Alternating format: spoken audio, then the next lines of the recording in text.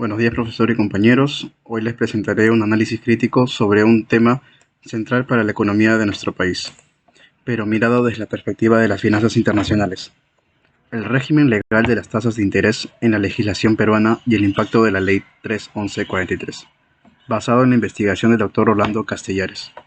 Para entender dónde estamos hoy, debemos hacer un brevísimo viaje al pasado.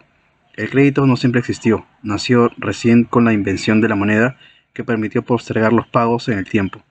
Y como el deudor se beneficia al usar con dinero que no es suyo hoy y el acreedor asume un riesgo de que no le paguen, nace el interés, como una compensación natural. Sin embargo, durante siglos, cobrar intereses estuvo prohibido por motivos religiosos y filosóficos. Aristóteles decía que el dinero era infértil y no podía generar más dinero. No fue hasta el siglo XV que las sociedades crearon tablas de límites permitidos. Lo que estaba dentro del límite se llamó interés legítimo, y el exceso abusivo o ilegal recibió el nombre peyorativo que hoy todos conocemos como usura. De hecho, en el Perú y en casi toda Latinoamérica, la usura no es solo una falta civil, es un delito tipificado en el Código Penal. Antes de entrar en el caos de la ley actual, es fundamental que comprendamos cómo nuestro Código Civil clasifica de manera muy ordenada los intereses. Existen dos tipos con naturalezas jurídicas totalmente distintas. 1. El interés compensatorio. Es literalmente el precio o la retribución por el uso del dinero. Se paga desde el primer día del préstamo hasta el día del vencimiento. El interés moratorio. No busca cobrar por el uso del dinero, sino indemnizar o penalizar al acreedor por el retraso o incumplimiento del deudor. Hay que tener ojo con esto. Para que se pueda cobrar, tiene que haber sido pactado explícitamente en el contrato. Si no se pactó, el deudor no está obligado a pagarlo aunque se atrase. ¿Y qué pasa si las partes acordaron que se pagarían intereses pero olvidaron fijar la tasa? Ahí entra interés legal, cuya tasa es fijada por el Banco Central de Reserva. Y aquí detectamos la primera gran distorsión del mercado peruano. El BCR calcula el interés legal basándose en las tasas pasivas promedio, lo que los bancos nos pagan por ahorrar, ¿no? Por ejemplo, que están en niveles bajísimos, alrededor del 3% anual. Que entremos ahora al núcleo del problema. Desde 1993, el Perú operaba con un sistema dual muy eficiente, libertad total de tasas dentro del sistema financiero, regulado por la libre competencia, y tasas máximas controladas por el BCR, solo para contratos fuera del sistema financiero, como préstamos entre particulares. Sin embargo, en el año 2021, el Congreso de la República aprobó, por insistencia de la Ley número 3.1143, llamada la Ley que protege la usura a los consumidores, el Congreso ignoró por completo las advertencias técnicas del MEF, del BCR y de la SBS. ¿Qué hizo esta ley? Le ordenó al BCR poner topes máximos a las tasas de los créditos de consumo de bajo monto y a los créditos para las micro y pequeñas empresas, MIPES, dentro de los bancos y cajas.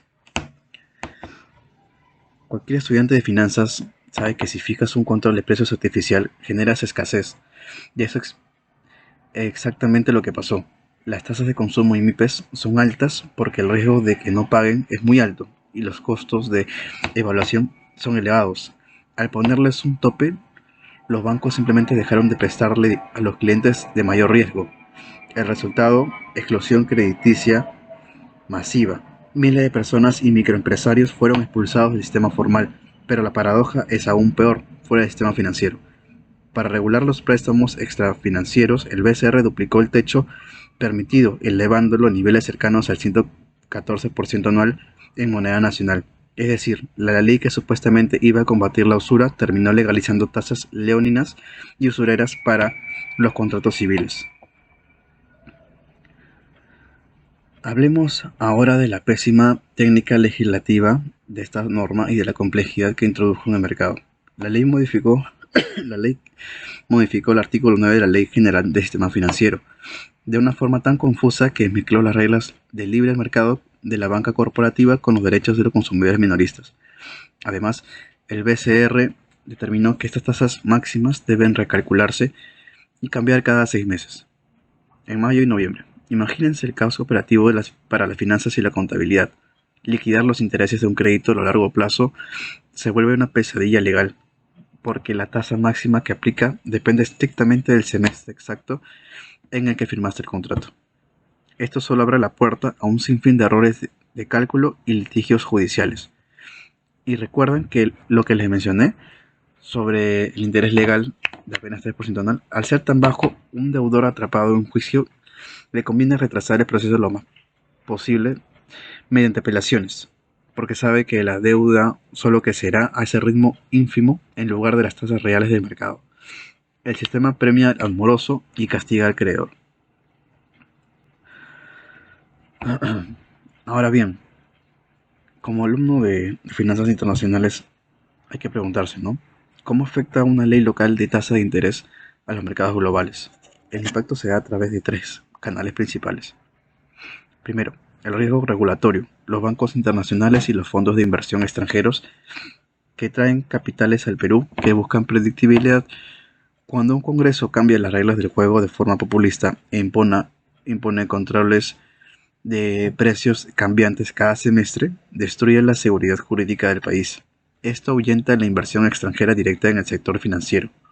Segundo, se genera un arbitraje regulatorio transfronterizo.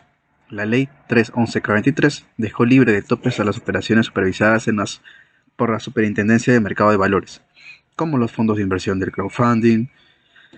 Esto provoca que las grandes capitales internacionales dejen de financiar el desarrollo del país a través de la banca tradicional y prefieran estructurar fideicomisos o valores públicos solo para sacarle la vuelta al tope de la usura, creando una competencia desleal. Y tercero, el crecimiento del shadow banking o banca en la sombra. Al expulsar a los pequeños empresarios de los bancos formales, estos recurren a mafias informales de préstamos para las finanzas internacionales. Esto es una alerta roja. El dinero informal pierde trazabilidad, debilita los sistemas de prevención de lavado de activos y aleja el país de los estándares exigidos por organismos como el GAFI. Para concluir, podemos rescatar tres grandes lecciones y propuestas de reforma que plantea el estudio analizado. La Ley 311-43 fracasó en su propósito. Intentó proteger al ciudadano, pero terminó desbancarizándolo y arrojándolo al mercado informal, mientras que el sector civil validó tasas de usura del 114%. Urgente reforma del interés extrafinanciero. El BCR debe dejar de usar la fórmula duplicada de los créditos de consumo para los contratos entre particulares. Se necesita un tope realista y mucho menor acorde en la economía civil. Sincerar el interés legal. El BCR debe dejar de usar las tasas pasivas para el interés legal. Si queremos eliminar la cultura del no pago y descongestionar el poder judicial, el interés legal debería ser como mínimo equivalente a las tasas activas promedio del mercado. Gracias.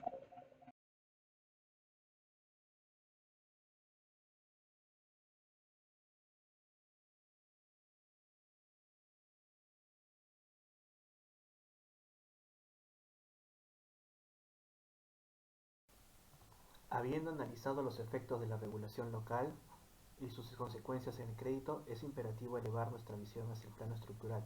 Ahora pasaremos a examinar cómo funcionan las arquitecturas financieras a nivel mundial, específicamente el rol que juegan las jurisdicciones de baja o nula tributación.